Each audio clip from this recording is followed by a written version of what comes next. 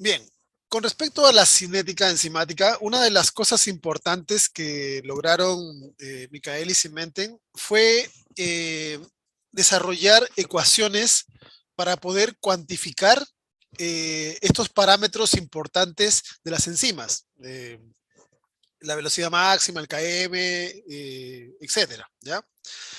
Una de las ecuaciones, que es la ecuación básica de la cinética enzimática, que es justamente la ecuación de Michaelis-Menten, se le puso después así en honor a ellos, es la que correlaciona el, la velocidad inicial de la reacción, la velocidad a la cual se empieza cuando uno coloca recién la enzima con sustrato.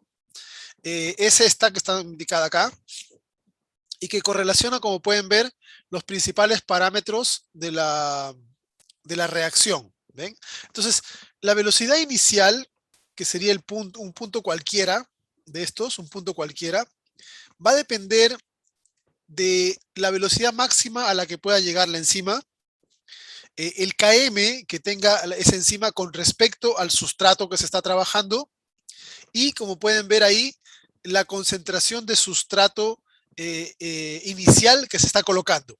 ¿Ya? La velocidad máxima y el km son valores estándar, ¿ya? Son constantes, porque la velocidad máxima de una enzima, una vez que se ha calculado cuál es la velocidad máxima que puede alcanzar una enzima, ya se conoce, es como un parámetro de la enzima. ¿Ya?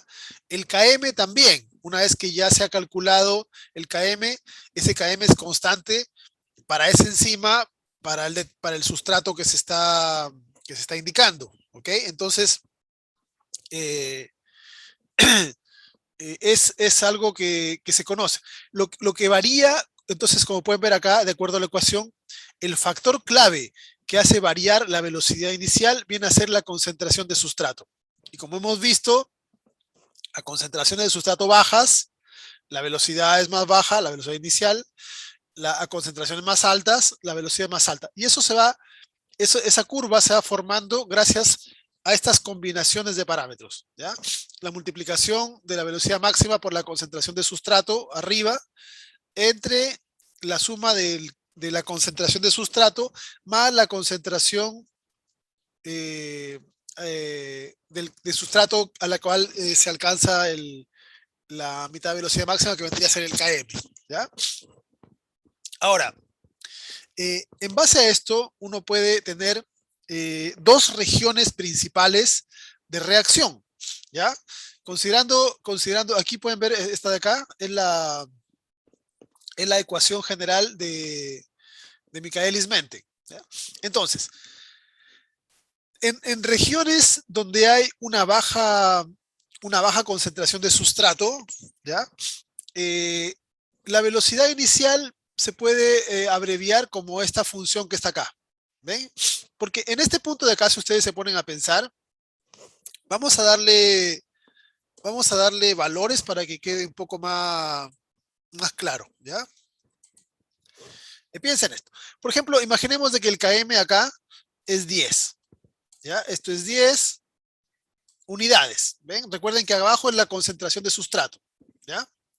Entonces, imaginemos de que nosotros colocamos acá 0,1 de sustrato. ¿Ya? 0,1. Entonces, en la ecuación principal, cuando yo tengo una baja concentración de sustrato, eh, aquí abajo esta concentración de sustrato puede ser despreciable, porque aquí sería, el km sería 10 y la concentración de sustrato sería 0,1. ¿Ya? Entonces, como esto es una suma, dividir algo entre 10 y dividir algo entre 10,1 es casi lo mismo. Entonces aquí esto podemos despreciarlo y nos queda la ecuación como se ve acá. ¿Ven? La velocidad inicial es igual velocidad máxima por concentración de sustrato entre km. ¿Ya? Entonces, para las primeras partes, cuando la concentración de sustrato es mucho menor que el km, se puede despreciar esto y por lo tanto queda la ecuación más simple acá. Ahora, ¿qué ocurre cuando tenemos lo contrario? ¿Ya? Cuando tenemos una concentración, por ejemplo, aquí el km sigue siendo 10, ¿ya? Pero acá, por ejemplo, lo colocamos 1000, ¿ya? 1000. Entonces, aquí la concentración de sustrato es mucho más grande que el Km, ¿ya? Y dividir entre 1000 o dividir entre 1010 es como casi lo mismo. Entonces, aquí se puede eliminar esto, ¿ya? Y al eliminar esto, nos queda velocidad máxima por concentración de sustrato igual o dividido entre concentración de sustrato. Y estos dos también se pueden eliminar.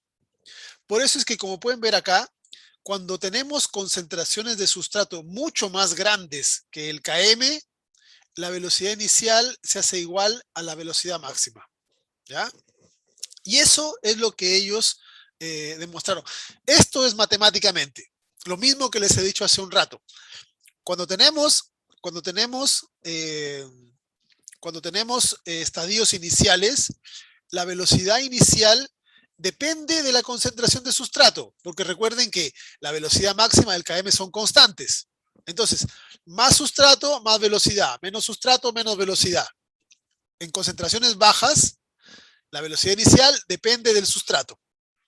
En concentraciones altas, la velocidad se hace igual a la velocidad máxima, ¿ya? Entonces, lo que les he venido contando en palabras, Michaelis y Menten lo desarrollaron matemáticamente, ¿ya? Lo desarrollaron matemáticamente. Y esto les sirvió para una enorme cantidad de trabajos posteriores para poder determinar las velocidades de cada enzima, ¿ya? Más adelante nosotros vamos a ver en el metabolismo y vamos a hablar de que una enzima es rápida, que una enzima es lenta, como la comparación entre dos enzimas. Todos esos trabajos que vienen llevándose más de 100 años han sido desarrollados gracias a estas ecuaciones, ¿ya? Basándose en esto, con algunas variaciones obviamente, pero con estas ecuaciones, ¿ya? Ahora, otra cosa más. Trabajar con curvas como esta, ¿ya? Con parábolas, hipérboles, es complicado, matemáticamente hablando, ¿ya? Eh, hasta recuerden de que esto se empezó a desarrollar hace más de 100 años, por lo tanto, hasta que no se desarrollaron los computadores y los calculadores adecuados, era complejo poder hacer el cálculo de esto. Y allí es donde surgieron otros tipos de investigadores, por ejemplo, Lineweber en Burke, que transformaron la ecuación de Michaelis-Menten en una ecuación que permitía que la gráfica tomase forma de línea recta, ¿ya? Una forma de línea recta. Y esta gráfica es mucho más fácil de poder utilizar porque analizar los puntos de una recta es evidentemente más sencillo que de una curva, ¿ya? Hacer los cálculos. Y además, en esta línea que se llama el doble recíproco, los puntos donde se corta en el eje X y en el eje Y están relacionados con el Km y con la velocidad máxima. Entonces, desarrollar las ecuaciones inversas permitió que el cálculo de los parámetros para cada una de las enzimas del metabolismo se realizasen de manera mucho más certera, mucho más precisa, ¿ya? Entonces, en base a esto es que se han ido desarrollando, con estas ecuaciones, se han ido encontrando las características de cada una de las enzimas, ¿ya? Porque no solo es importante saber qué hace una enzima, sino también la afinidad que tiene por el sustrato, la velocidad que puede lograr, porque esos detalles son los que hacen de que el metabolismo se acelere, se haga más lento, se pueda modular o regular, ¿ya? Entonces, no vamos a hacer cálculos de este tipo de cosas, pero es importante que lo conozcan de manera general para que sepan cómo se realiza este proceso, ¿ya? Ahora, las curvas del Lineweber-Burke también sirvieron para no solamente determinar cómo es que una enzima funciona en cuanto a la velocidad de reacción, sino que también, y de manera importante, cómo una enzima puede ser regulada, ¿ya? Cuando uno habla de inhibición enzimática, a veces uno tiende a pensar de que la inhibición es algo negativo, ¿ok? pero no necesariamente eso es correcto, ¿ya? Porque piensen ustedes de que dentro del metabolismo tienen que haber formas en que una enzima se haga más lenta cuando se necesita hacer más lenta, ¿ya? Entonces, cuando uno habla de inhibición, no necesariamente está hablando de un fenómeno peligroso o de una toxina, sino que de un proceso que muchas veces puede ser normal dentro del metabolismo para hacer de que una enzima clave de una ruta se haga más lenta, ¿ya? Entonces, eh, cuando uno habla de inhibición enzimática, en algunos casos vamos a ver que hay inhibidores que son peligrosos, que son toxinas, etcétera, pero en muchos otros casos vamos a hablar de moléculas que regulan la actividad de las enzimas, ¿ya? En ese sentido vamos a encontrar que la mayor parte de los inhibidores biológicos que utilizan las células son inhibidores de tipo reversible, ¿ya? Que se pegan a la enzima y luego se sueltan, y cuando están, durante el tiempo en que están unidos, no funciona, y mientras no están pegados, la enzima vuelve a funcionar, ¿ya? Ahora, existen otros tipos de inhibidores que son irreversibles, y estos sí, normalmente son moléculas que son tóxicas o que son peligrosas, ¿ya? O que son moléculas que son desarrolladas por un ser vivo para atacar a otro ser vivo, para defenderse, etcétera, etcétera. Vamos a ver en el transcurso del curso diversas formas de moléculas de ambos tipos, ¿ya? Los inhibidores reversibles pueden ser de dos formas principales, ¿ya? Competitivos y de diversas formas de no competitivos, que ahí tenemos acompetitivo, no competitivo estricto, mixto, variables, ¿ya? La, la inhibición irreversible implica de que el inhibidor tiene una unión temporal con la enzima, ¿ya? La inhibición competitiva, que es una de las formas clásicas de inhibición, el inhibidor y el sustrato son moléculas que se parecen, ¿ya? Que se parecen. Tienen cierta semejanza estructural. Por lo tanto, la enzima la reconoce con el mismo sitio, que sería, en este caso, el sitio activo de la enzima.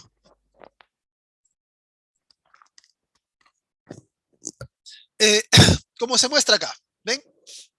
Esto en celeste representa la enzima, esto de arriba la S, este hexágono representa el sustrato, y aquí tenemos el inhibidor. Si ustedes se fijan, ¿ya? La enzima tiene dos posibilidades. Si se une al sustrato, lo metabolizará y transformará un producto. Si se une al inhibidor, ya no puede unirse al sustrato, porque ocupa el mismo espacio. Este mismo sitio, que vendría a ser el sitio activo, puede estar ocupado por uno de los dos.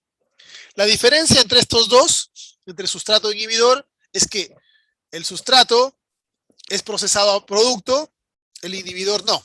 El inhibidor se une a la enzima y después de un tiempo se suelta y la deja libre, ¿ya? Entonces, hay una competencia, hay una competencia. En ese sentido, vamos a encontrar de que la concentración de sustrato sí importa, porque si yo acá le pongo una enorme cantidad de sustrato y hay poco inhibidor, recuerden que las interacciones son aleatorias, por una cuestión de azar, va a ser más probable de que la enzima agarre un sustrato, si es que hay mucho sustrato, a que agarre un inhibidor, ¿ya? Entonces aquí las concentraciones sí van a importar. Y las curvas que yo desarrolle van a ser estas. De modo de que a concentraciones bajas de sustrato va a verse afectada la reacción, pero si yo le pongo grandes concentraciones de sustrato, igual puedo alcanzar la velocidad máxima. ¿Ya? Y estas son las curvas típicas de una inhibición competitiva.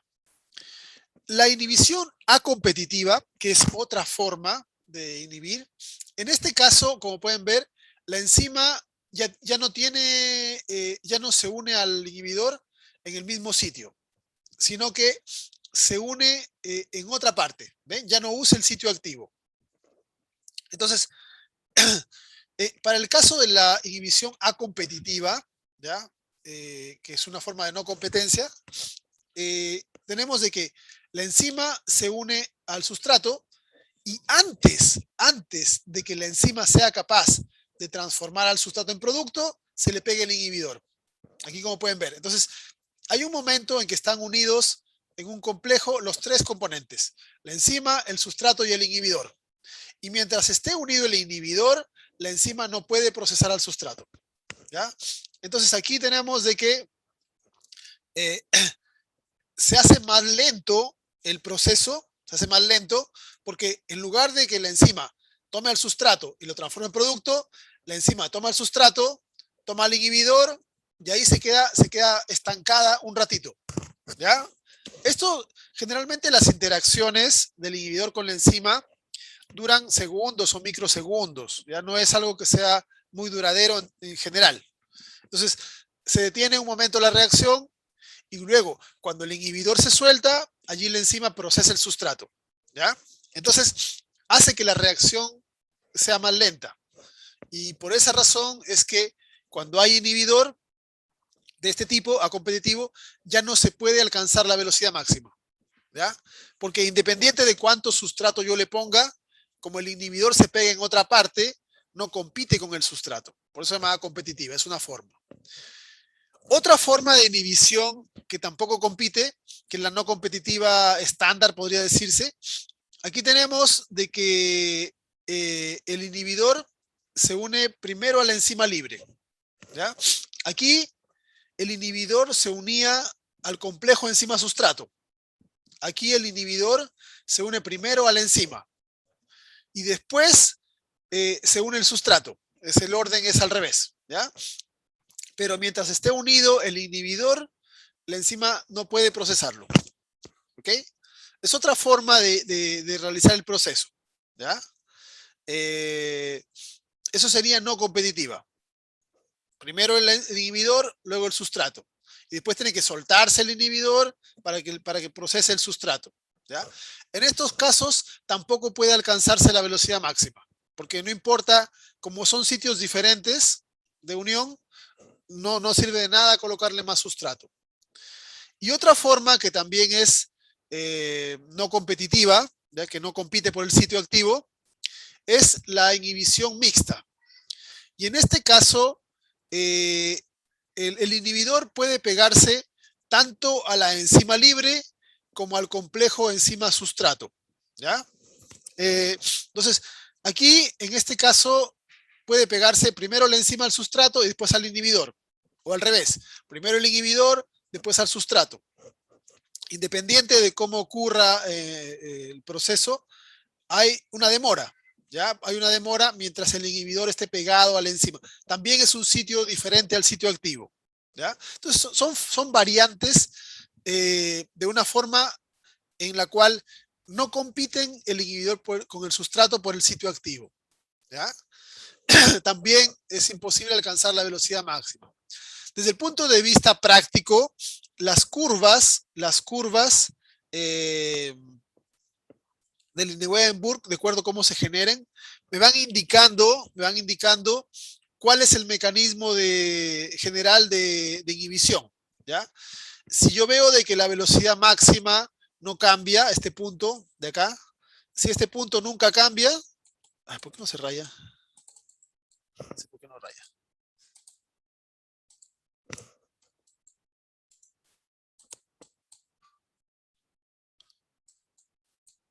No sé por qué no raya.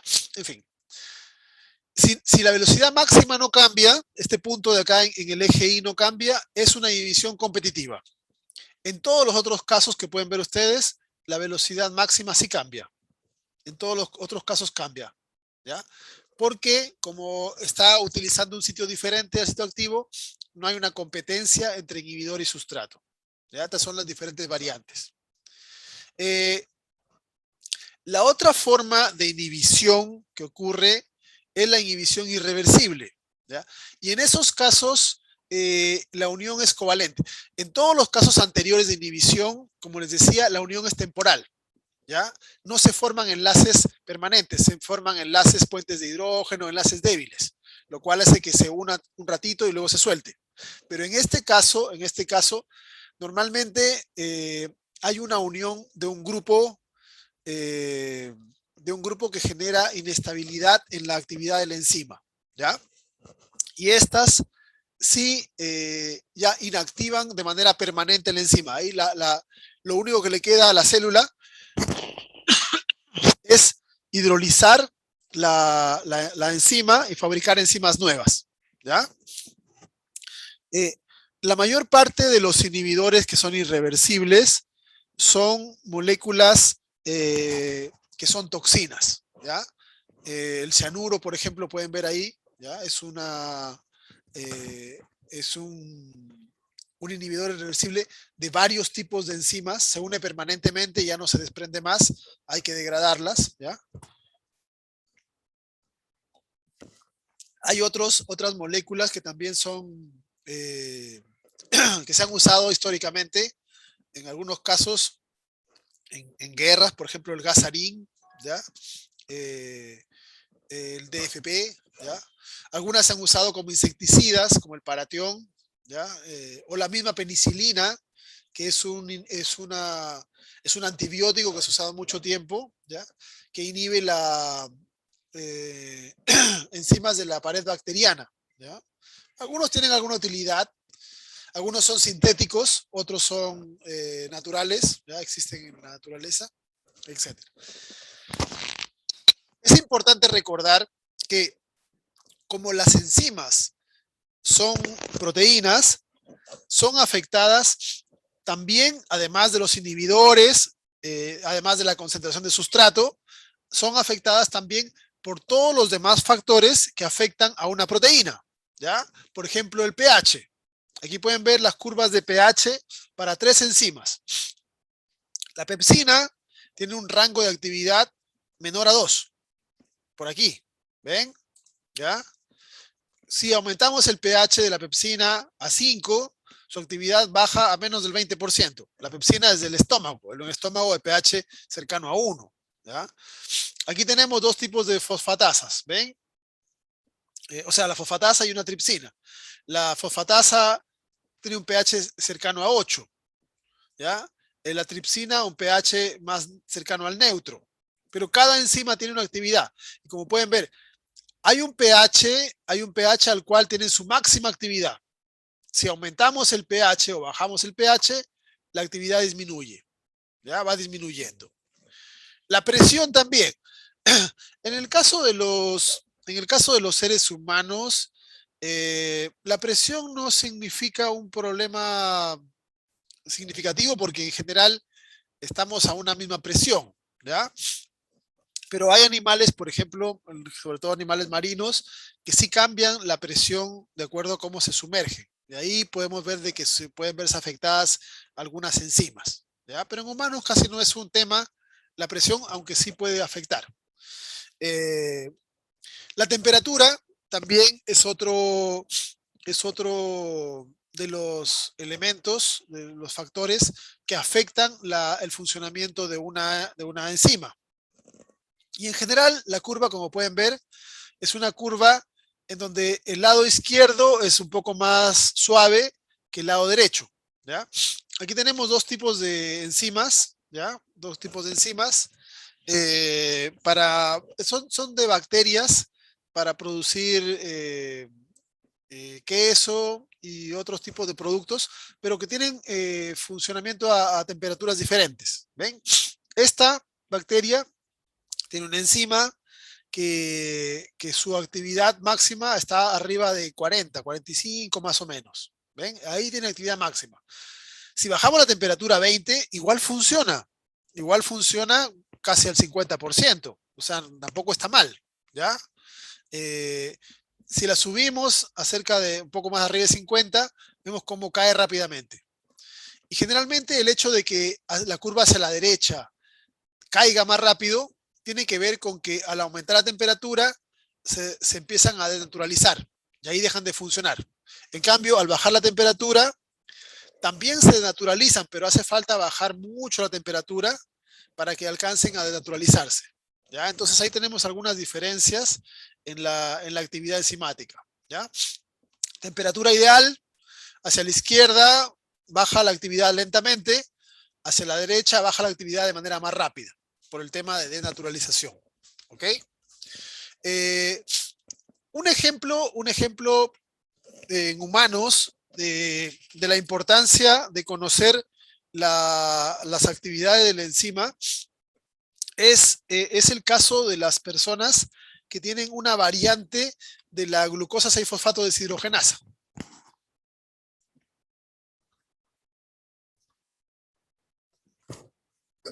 Esta enzima se encuentra en todas las células, ¿ya?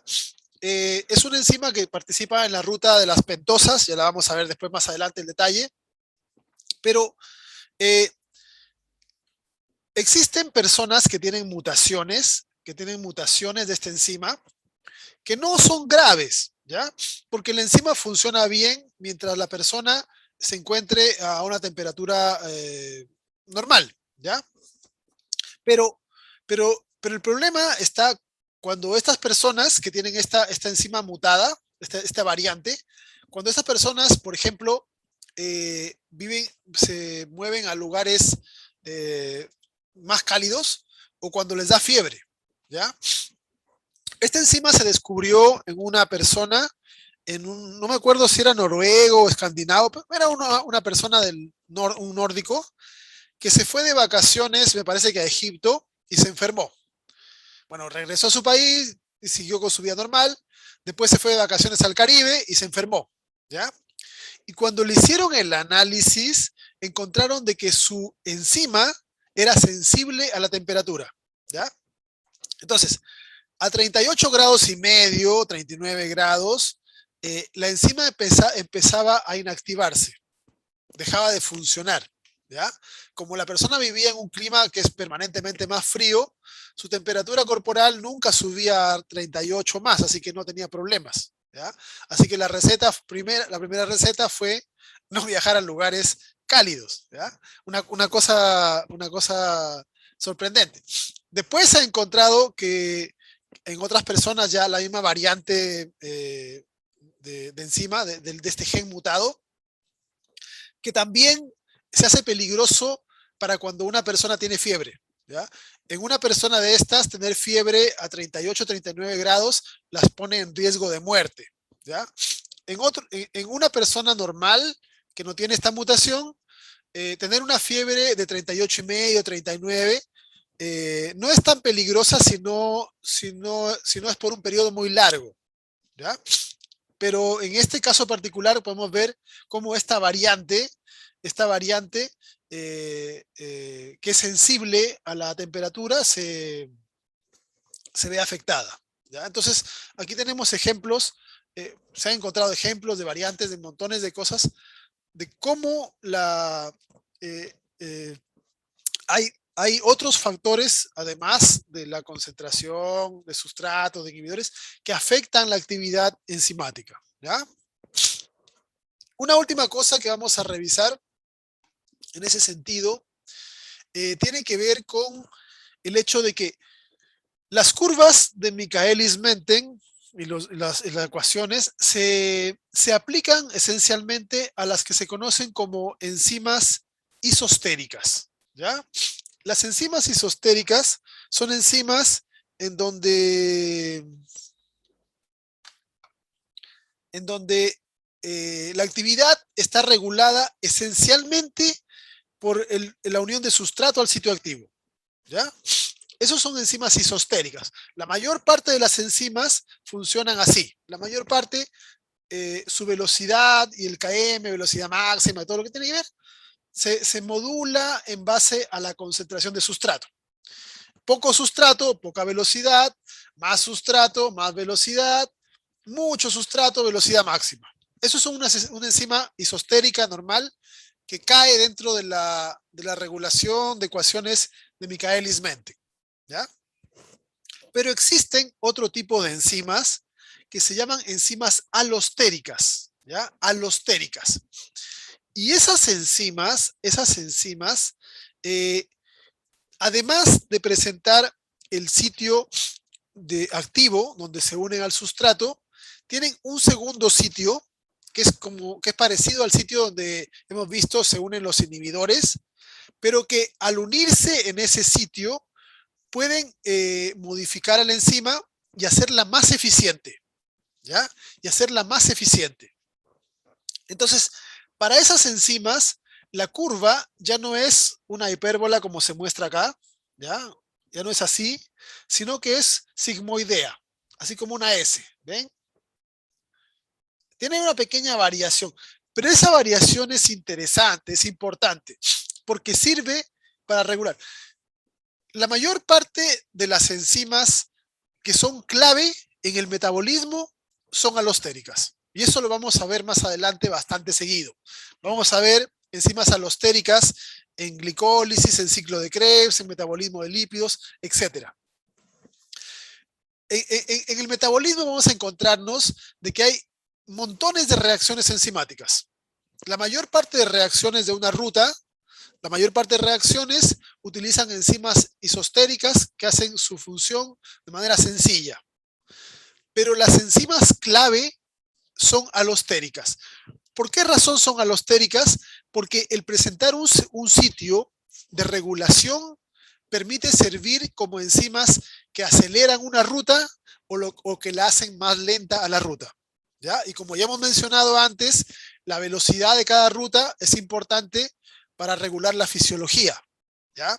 Porque no siempre se necesita la misma cantidad de energía, no siempre se requiere degradar grandes cantidades de glucosa, no siempre se requiere generar grandes cantidades de proteína, no siempre se requiere hacer todo a máxima velocidad. Entonces, allí es donde destacan este tipo de enzimas, ¿ya? Y el centro alostérico, que sería el sitio anexo, puede ser un sitio en el cual se une una coenzima, se une un cofactor, se une el mismo sustrato a veces, ¿ya? O alguna otra molécula que funciona como grupo prostético y que regula la actividad, haciéndola, acelerando la actividad de la enzima. Hay enzimas que tienen más de un centro alostérico. Ya vamos a ver algunas enzimas a las cuales se les pueden pegar 4 o 5 cosas diferentes. ¿Ya? Entonces, esas enzimas es como si fuese en un auto con diferentes cambios. ¿Ya? Una enzima isostérica es una enzima de que solo tiene una velocidad de aceleración. En cambio, una enzima alostérica puede tener regulaciones por diferentes cosas. Si se le pega una molécula, se acelera un poco. Si se le pega otra molécula, se acelera más. Si le pegamos todas, está a su máxima velocidad. Y así tenemos diferencias en la regulación. El metabolismo tiene como gracia el hecho de que es muy plástico, el hecho de que necesita variar las velocidades de reacción de las rutas de acuerdo a las necesidades celulares y de tejido, ¿ya? Y eso tiene que ver con los cambios fisiológicos del individuo, ¿ya? Si uno está despierto, si está sentado, si está parado, si está corriendo, si está comiendo, si, lo que sea. Y ahí el metabolismo tiene que variar su velocidad. Y gracias a todas estas formas es que se puede conseguir variaciones en la velocidad de las enzimas, ¿ya? Un ejemplo interesante de inhibición que se me olvidó mencionar cuando hablamos de inhibidores es el desarrollo, el conocimiento de cómo funcionan las enzimas ayuda a diseñar medicamentos más eficientes, ¿ya? Imagino que todos conocen las aspirinas. Las aspirinas son uno de los principales, o ibuprofeno ahora que está, son de los principales fármacos para inhibición del dolor, inflamación en general, ¿ya? Ahora, el problema es que las moléculas encargadas de producirnos dolor son las prostaglandinas. Las prostaglandinas son unas hormonas lipídicas, ¿ya? Que se relacionan con muchos procesos. Eh, por ejemplo, si ustedes se golpean una mano, en esa zona de donde se golpean, las células producen prostaglandinas. Las prostaglandinas interactúan con las neuronas locales y eso en el cerebro se traduce como dolor, ¿ya? El dolor es algo desagradable, pero evolutivamente es algo importante porque permite de que nosotros detectemos que hay una parte de nuestro cuerpo que está afectada y cuidarla para recuperarnos, ¿ya? Hay personas que no producen prostaglandinas, que no tienen dolor, ¿ya?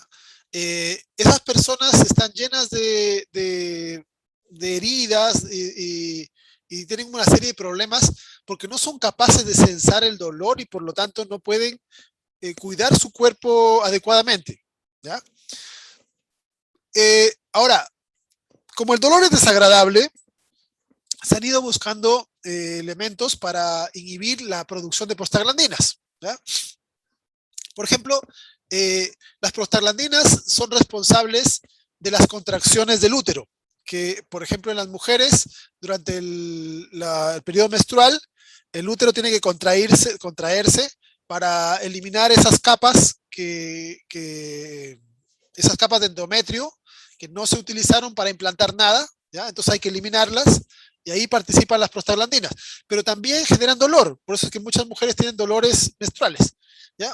Y se toma medicamentos contra el dolor de diversas formas. Otro ejemplo donde funcionan las prostaglandinas es en la generación de mucosa gástrica. En el estómago como secreta ácido, tiene una mucosa muy gruesa, ¿ya? Las prostaglandinas están implicadas en la generación de una mucosa en el estómago para que proteja al mismo estómago, al mismo epitelio estomacal del ácido que contiene, ¿ya?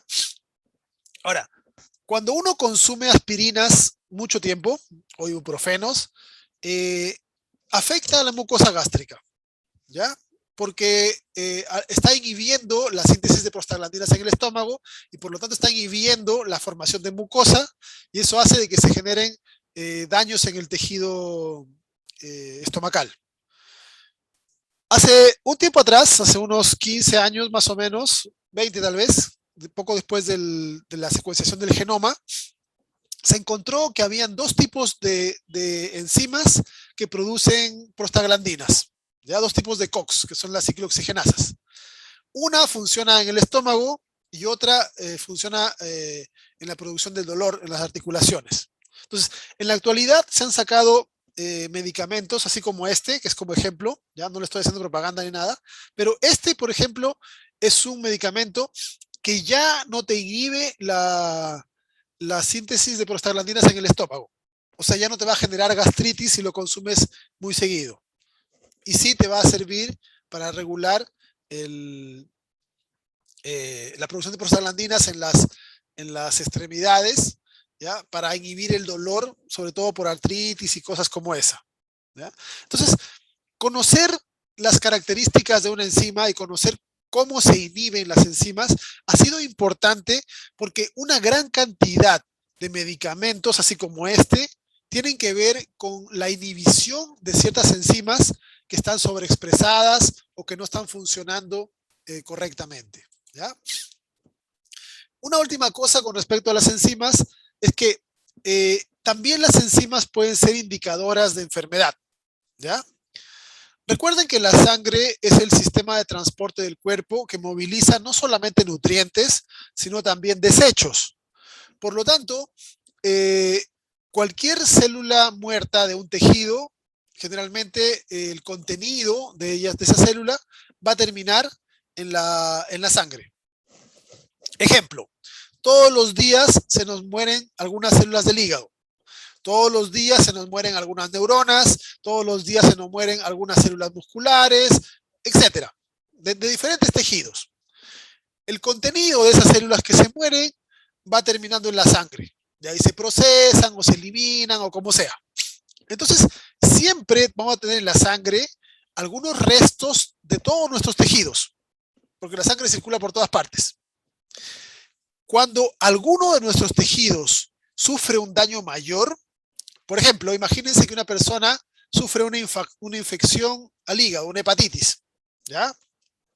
Allí se mueren gran cantidad de células y por lo tanto ese contenido termina en la sangre. Por ejemplo, una persona tiene un desgarro muscular o un infarto, ¿ya? O un derrame cerebral. Cuando se mueren una parte importante del tejido, cuando se mueren hartas células de un tejido, el contenido de esos tejidos termina en la sangre. Entonces, se ha aprendido que en la sangre es muy útil para poder determinar si algún tejido está dañado. ¿Y qué es lo que es más fácil encontrar o detectar? Pues enzimas, ¿ya? Si ustedes han hecho alguna vez algún examen bioquímico de sangre, de repente han medido algunas de estas enzimas, ¿ya? La GPT, la GOT, la FAL, que son las fosfatasas alcalinas, la creatina fosfato, la lactato deshidrogenasa, etcétera, que son indicadoras de daños de algunos tejidos, ¿ya? Por ejemplo, la GPT es bastante específica para hígado. Si esta está aumentada, significa que se han muerto células hepáticas, ¿ya? Por ejemplo, la fosfatasa ácida es característica de tejido prostático, ¿ya? Análisis en el caso de hombres de daños en la próstata, ¿ya? Fosfolipasas de páncreas y vaso, y así, ¿ya? La GOT puede ser músculo cardíaco, ¿ya? Etcétera. La lactato deshidrogenasa también. Entonces, la concentración normal de enzimas en sangre es conocida.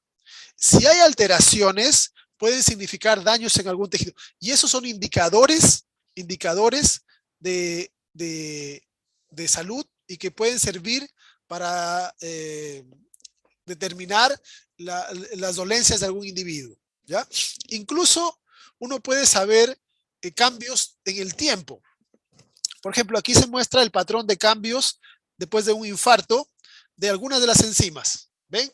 ¿Cómo cambia el patrón? ¿Cómo aumenta? Este es el patrón normal aquí, baja cantidad. ¿Cómo aumenta? Entonces, el primer día podemos ver que están altas la CPK2, la CPK3 y está más tardía la lactato deshidrogenasa, no tanto. Al día 2 está más alta esta. Y al día 4 solamente queda la lactato deshidrogenasa. Entonces, uno incluso puede saber hace cuánto le dio a la persona el infarto. Hace un día, hace 2 días, hace 3 días, etcétera. De acuerdo a las variaciones en la concentración. Y obviamente que para cada uno de los tiempos hay un tratamiento diferente. Entonces, han servido este tipo de conocimiento para poder ayudar en el tratamiento de diversos tipos de condiciones, como en este caso un infarto, ¿ya? Otra cosa más que tenemos que hablar de las enzimas es su importancia en la actualidad como agentes terapéuticos, sobre todo en farmacia e industria, ¿ya? En la actualidad, una gran cantidad de enzimas son utilizadas como medicamentos, ¿ya? La streptokinasa, que es una enzima de bacterias, se usa para disolver coágulos, ¿ya? Generalmente, las personas que son operadas tienen mayor riesgo de formar coágulos, ¿ya? Se les suele dar algún tipo de anticoagulante para evitar ese proceso, ese peligro, ¿ya? La esparraginasa para el control de leucemias, ¿ya? Por lo tanto, se les quita como un sustrato a las células cancerígenas. La galactosidasa se usa en industria para producir leche sin lactosa, por ejemplo, ¿ya? No es que le saquen la lactosa, simplemente hidrolizan la lactosa en glucosa y galactosa, ¿ya? Y cosas así. Entonces, las enzimas son elementos fantásticos, son moléculas geniales que son importantes porque nos permiten cambiar nuestro estado metabólico de manera rápida y que además se ha encontrado que pueden dárseles bastantes usos en el diagnóstico y en la terapia en términos generales en la parte de salud, que es la parte que interesa para la carrera. ¿Ya?